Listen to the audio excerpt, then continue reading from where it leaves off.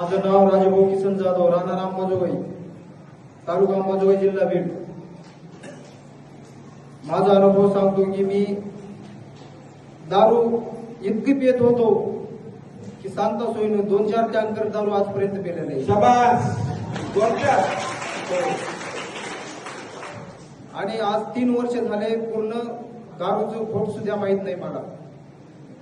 आज माझ्या भावाला घेऊन आलेलं आहे मी इथं आणि माझ्यामुळे कमीत कमी 60 ते 70 लोक रोज वारीला येते.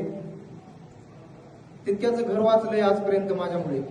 टाळ्याच्या गजरामध्ये स्वागत करूया.